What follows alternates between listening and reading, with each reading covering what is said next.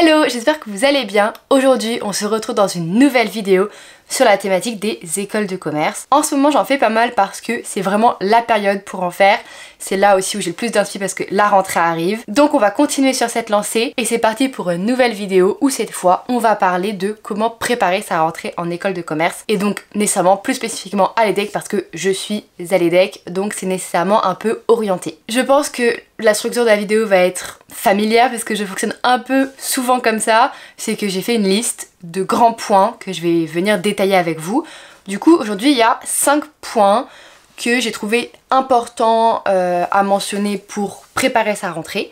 Et on va pas trop tarder et on va commencer par le premier point. Première chose à faire pour préparer sa rentrée en école, je trouve, c'est de ranger ses cours de prépa. Parce que pour la plupart, on sort de prépa de 2 ans, voire 3 ans. Et donc, on n'a pas nécessairement rangé au fur et à mesure. Donc c'est un de mes vraiment conseils indispensables, c'est de tout ranger avant. Parce que ça vous permet de clore un chapitre. Parce que si vous le faites pas maintenant, vous ne le ferez jamais. Je le sais, c'est normal, c'est tous comme ça. Moi, je l'ai fait en sortant de prépa, comme ça c'est tout rangé et je vous avoue que si je devais le faire maintenant, jamais je le ferais. J'ai aucune envie d'aller trier mes cours. Faites ça directement après avoir fini, comme ça vous en êtes débarrassé, c'est fait. Vous jetez ce qu'il y a à acheter, vous gardez ce que vous voulez garder, vous vendez ce que vous voulez vendre. Vous faites un gros tri. En plus ça peut être hyper bénéfique parce que vous allez peut-être être amené à retourner dans vos cours de prépa. Alors pas nécessairement pour l'école de commerce, moi j'en ai pas du tout eu besoin, mais par contre vous allez peut-être vouloir aider vos bisous. Et donc aller chercher à droite à gauche des annales, vos anciens DF, des anciennes corrections, des anciens cours. Donc au moins tout est rangé, vous savez où trouver, vous perdez moins de temps. Et aussi ça se trouve vous allez donner des cours de maths ou des cours de prépa. Moi c'est ce que je fais, je donne des cours de maths et je suis très contente d'avoir mes maths de prépa à disposition parce que je donne des cours à une élève qui est en première année de ECG. Ce qui fait que je suis très contente d'avoir mes cours de maths de prépa parce que j'en ai vraiment besoin. D'autant plus que ranger vos cours de prépa, ça vous permet aussi de tourner la page de la prépa. Ça vous permet de faire un peu le vide, de vous dire ok, la prépa c'est fini, maintenant on entame sur un nouveau chapitre. Et je sais que moi à titre personnel j'aime bien commencer un nouveau chapitre quand le chapitre d'avant il est bien clos, bien fermé, bien rangé. Du coup voilà pourquoi je conseille de, dans un premier temps, ranger tous ces cours de prépa. Ensuite, deuxième élément pour préparer sa rentrée, ça va être de trouver un logement. Et ça, ce n'est pas une mince affaire parce que en fait on arrive un peu les derniers sur le marché du logement. On a nos réponses super tard par rapport aux autres. Parcoursup ils l'ont eu il y a 1 ou 2 mois, les écoles d'ingé elles les ont eu avant il me semble. Du coup on est vraiment les derniers quasiment à arriver sur le marché. Et en général le marché est déjà vachement saturé donc on galère vraiment beaucoup. Déjà il y a 2 stratégies, soit vous décidez de tout faire sur internet. Moi ce que j'avais fait, j'avais vraiment tout fait à distance parce que j'avais pas le courage et le temps d'aller sur l'île pour trouver un appart, faire des visites sur place. Du coup je faisais tout en visite virtuelle. Ou alors, autre stratégie, vous allez sur place, vous appelez les agences avant. Je vous conseille d'appeler les agences ou d'avoir des rendez-vous avant pour pas que vous montiez, enfin vous alliez dans la ville pour rien, parce que ça se trouve vous allez arriver sur place et il y aura rien du tout. Pas de disponibilité, personne pour vous prendre, pas de temps pour vous. Donc assurez-vous qu'il y a vraiment des rendez-vous pris, une agence qui est prête pour ne pas aller dans la ville pour rien. Pour trouver, vous pouvez donc faire appel à des agences, dans le sens où vous pouvez vraiment appeler des agences pour qu'elles vous disent ce qu'elles ont. Moi c'est pas du tout comme ça que j'avais fonctionné, moi j'avais vraiment fonctionné sur les sites internet, vraiment sur Le Bon Coin, Se Loger, PAP. C'était vraiment mon go-to quand je cherchais un appart. Et autre possibilité, dans les écoles, il y a des groupes Facebook où on recense tous les apparts en fait, toutes les personnes qui quittent leur appart, et souvent elles font une annonce sur le groupe en mode bah je vends cet appartement là, enfin je le rends, il fait cette taille, c'est tant, il est meublé, pas meublé, enfin voilà.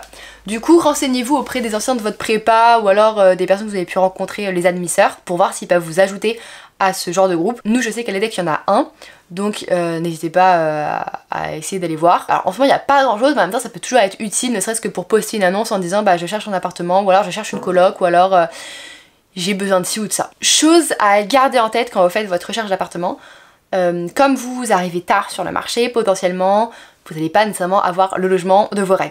Il va peut-être être un peu petit, ou peut-être un peu cher, ou peut-être un peu pas du tout bien décoré quoi. Dites-vous que vous pourrez toujours changer en cours d'année. Vaut mieux commencer avec quelque chose que commencer avec rien du tout. Donc dites-vous que entre le semestre 1 et le semestre 2, vous allez, ça se trouve, pouvoir rendre votre appart et récupérer un des anciens qui sont en train de partir. Parce que en général, il y a du mouvement quand même entre les 2 semestres. ce qui fait que vous pourrez toujours essayer de dégoter un appartement à ce moment-là. Moi ce que j'ai fait, j'étais en coloc au début, donc ça s'est bien passé, mais la coloc c'est juste pas du tout mon mode de vie à moi. Et donc en décembre, j'ai commencé à chercher pour un nouvel appart. Donc j'ai déménagé dans mon appartement actuel le 9 janvier. Donc j'ai vraiment changé en plein milieu d'année et ça se fait très bien. Alors ça peut être compliqué selon les villes parce que par exemple Lille, le marché de l'immobilier est compliqué parce qu'il y a vraiment beaucoup de demandes à tout moment de l'année et très peu d'offres en réalité. Donc j'ai vraiment eu un coup de chance, mais c'est possible. Enfin, élément à ne pas oublier concernant le logement, c'est de faire votre CAF.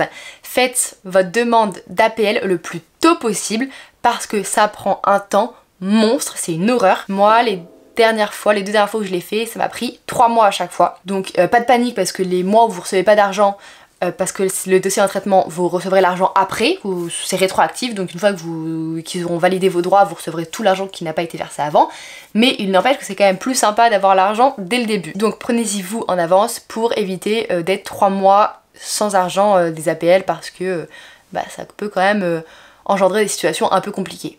Ensuite, une fois que vous avez votre appartement, vous allez potentiellement faire votre prêt étudiant. Alors on peut le faire en même temps, hein, mais juste moi je voulais vraiment faire une petite chronologie. Je parle du prêt étudiant parce que les écoles de commerce, tout le monde le sait, c'est cher, ça a un certain prix et tout le monde ne peut pas le payer comme ça au comptant quoi, ou alors mois par mois. On est beaucoup à avoir besoin d'un prêt étudiant et donc renseignez-vous auprès de vos écoles parce qu'elles peuvent avoir des tarifs préférentiels en termes de taux avec certaines banques. Nous par exemple l'EDEC, elle a des tarifs préférentiels avec 3 ou 4 banques il me semble, et donc en fait c'est des contrats entre guillemets qui sont faits entre l'école et la banque, et le fait que vous soyez à l'EDEC, le fait que vous ayez votre certificat de scolarité fait que vous avez le tarif préférentiel négocié par l'école. Donc renseignez-vous. En général, en tout cas nous pour l'EDEC, c'est dans la procédure d'inscription, il y a des documents où ils parlent des prêts étudiants et du coup des tarifs préférentiels qu'ils ont. Quatrième élément pour préparer votre entrée en école de commerce, ça va être de réfléchir à comment vous allez prendre vos cours. Ça peut paraître anodin, mais en même temps c'est toujours bien de le rappeler. Réfléchissez un peu si vous savez si vous allez vouloir prendre à la main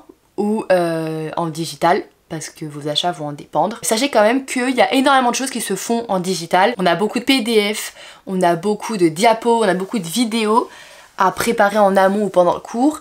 Et donc beaucoup de choses se font en digital, ce qui fait que c'est à prendre en compte, parce que si vous faites à la main, il y a quand même des choses qui sont en digital, donc voilà, ça reste une organisation à faire. Autre élément important, c'est que lors de votre inscription ou après, enfin dans cette période-là, vous allez sûrement recevoir un message de votre école qui vous donne un peu le matériel nécessaire pour l'année. Et nous, à l'EDEC, ils demandent obligatoirement un ordinateur parce que on en a besoin. Parce que par exemple, on a des cours d'Excel, on a des cours de market où on fait des trucs sur l'ordinateur, il y a des cours de Photoshop, enfin tout ce genre de choses. Et chose à savoir, c'est que nous, à l'EDEC, ils demandent un ordinateur et ils refusent les Chromebooks et les tablettes parce qu'il y a certains logiciels qui ne fonctionnent pas dessus. Donc faites attention, nous, il y en a au début de l'année qui n'avaient pas vraiment pris cette information en compte et qui se sont retrouvés un peu bêtes dans le sens où ils pouvaient pas par exemple faire Excel parce que ça fonctionnait pas, alors qu'en fait on a quand même tout un cours d'Excel avec un examen à la fin. Donc ce serait dommage d'acheter genre un Chromebook ou un iPad ou une tablette ou je ne sais quoi pour qu'au final en fait vous ayez quand même à acheter un ordinateur à côté. Du coup déjà ce que je conseille c'est de voir si l'école vous a donné une quelconque information par rapport à ça. Et si vous devez acheter quelque chose de nouveau, parce que pour beaucoup on avait déjà un ordinateur ou quoi, attendez la rentrée pour voir les informations qu'on va vous donner. Et en plus à la rentrée il y a aussi des marques qui font des réductions étudiantes, notamment Apple qui fait une remise étudiante, je crois que c'est 10% sur les ordinateurs et les iPads. Du coup si vous aviez pour plan d'acheter un iPad ou un Mac, peut-être attendez la rentrée, et encore je pense même que ça commence mi-août. Donc attendez au moins cette période pour l'avoir, parce que 10% ça reste pas négligeable quand même sur une certaine somme, surtout si vous aviez déjà prévu de l'acheter. Enfin, dernier point que je voulais aborder, c'est la gestion du budget. Pour beaucoup on a déjà habité seul, ou alors on a déjà été confronté à la gestion d'un budget, mais c'est quelque chose à prendre en compte quand même pour la rentrée en école, parce qu'il y a certaines habitudes qui changent, notamment il y a plus de sorties, il y a plus d'événements associatifs, il y a plus d'événements avec l'école, et donc tout ça ça a un coût, surtout les 2 premières semaines, le premier mois, parce que c'est en général les Welcome Weeks, c'est là où en fait on fait l'intégration des premières années, et ça peut chiffrer rapidement parce que en général il y a la cotisation BDE à payer, il y a le week-end d'intégration à payer, il y a les sorties parce que c'est la rentrée, on veut découvrir du monde, on veut un peu changer ou quoi. Du coup ça reste un budget et c'est quelque chose auquel il faut réfléchir en amont, parce que si vous voulez y participer, il faut quand même récolter une certaine somme d'argent. Du coup réfléchissez-y avant. parce que c'est pas négligeable et ce serait dommage que vous arriviez et qu'en fait vous n'ayez pas la possibilité de faire tout ce que vous voulez si vous voulez faire certaines choses ou pas. Du coup, ce que je conseille aussi en même temps, c'est de réfléchir à est-ce que vous allez vouloir faire un job étudiant ou pas, ou trouver un quelconque moyen de récupérer de l'argent, parce que ça peut se préparer en amont. Surtout que par exemple pour les jobs étudiants, il y en a beaucoup qui sont déjà pris. Du coup, préparez ça avant peut-être votre arrivée dans votre école, que ce soit de l'aide de motivation, imprimer vos CV, repérer, appeler, envoyer des candidatures en ligne spontanées. Essayez déjà de préparer et par exemple, moi je donne des cours de maths en ligne. Du coup, si vous voulez faire pareil, donner des cours en ligne, je vous conseille quand même de vous inscrire en amont sur les plateformes parce que ça peut mettre un certain temps à arriver. Moi je sais que ça a mis 2-3 mois avant d'avoir mon premier cours. Du coup, si vous voulez commencer dès septembre, en fait inscrivez-vous dès maintenant. Parce qu'il y a un temps de latence entre le moment où vous vous inscrivez et le moment où vous avez en général votre premier élève. Après, ça se trouve vous avez un coup de chance, c'est pas du tout, mais prévoyez quand même ce laps de temps.